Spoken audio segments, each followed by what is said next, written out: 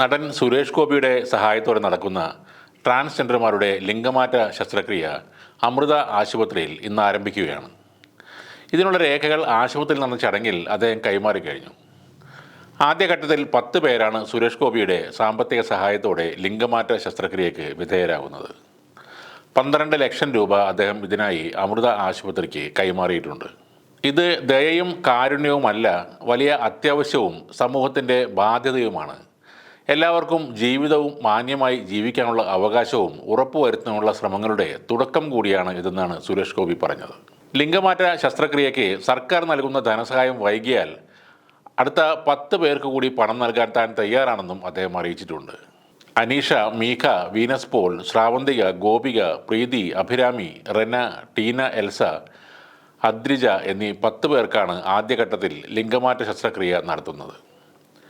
മുംബൈയിലെ സാമൂഹ്യ സാംസ്കാരിക സംഘടനയായ പ്രതീക്ഷ ഫൗണ്ടേഷൻ ട്രാൻസ്ജെൻഡർ വിഭാഗത്തിൽ നിന്നുള്ളവർക്കായി കഴിഞ്ഞ ആഗസ്റ്റിൽ തൃശ്ശൂരിൽ സംഘടിപ്പിച്ച ഓണാഘോഷ പരിപാടിയിലും കേരള പിറവി ദിനത്തിൽ കൊച്ചിയിൽ സംഘടിപ്പിച്ച ആഘോഷത്തിലും മുഖ്യ അതിഥിയായി പങ്കെടുത്ത സുരേഷ് ഗോപി 10 ട്രാൻസ്ജെൻഡർമാരുടെ ശസ്ത്രക്രിയയ്ക്ക് വേണ്ട തുക താൻ നൽകുമെന്ന് അന്ന് വാഗ്ദാനം ചെയ്തിരുന്നു.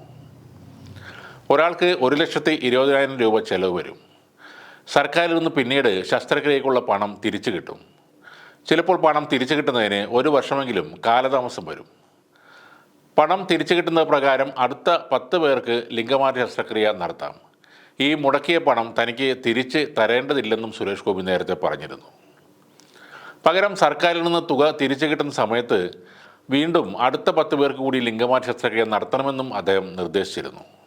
കഴിഞ്ഞ ഇടതുപക്ഷ സർക്കാരിൻ്റെ കാലത്ത് ലിംഗമാറ്റ ശസ്ത്രക്രിയയ്ക്ക് വിധേയരായ ട്രാൻസ്ജെൻഡർമാർക്ക് ധനസഹായം നൽകുന്നതിന് 20 ലക്ഷം രൂപയുടെ ഭരണാനുമതി നൽകിയിരുന്നു.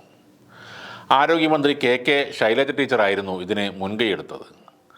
അർഹരായവരിൽ നിന്ന് അപേക്ഷ ക്ഷണിച്ച് സാമൂഹ്യ നീതി വകുപ്പ് ഡയറക്ടർ തലവനായിട്ടുള്ള ഒരു സാങ്കേതിക സമിതി അത് പരിശോധിച്ച ശേഷമാണ് തുക അനുവദിക്കുന്നത്.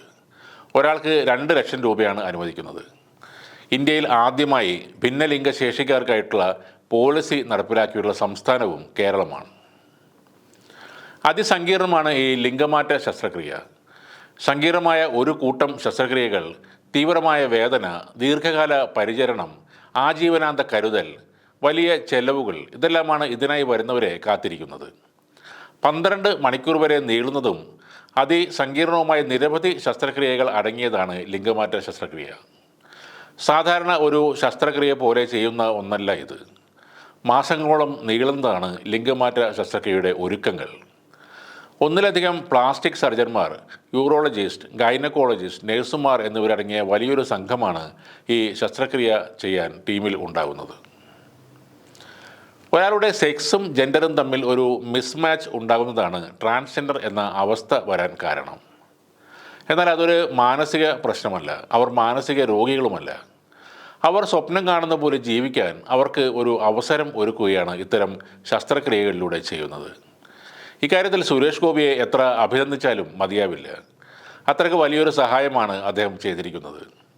പലപ്പോഴും സുരേഷ് ഗോപിയെ വിമർശിക്കാറുണ്ട്. അത് അദ്ദേഹം കാണിച്ചു കൂട്ടുന്ന പല ഷോകളെയും രാജാപ്പാട്ട് കളികളെയും കുറിച്ചാണ്. നല്ല കാര്യങ്ങൾ ചെയ്യുമ്പോൾ അദ്ദേഹം തീർച്ചയായും അഭിനന്ദിക്കപ്പെടുക തന്നെ വേണം.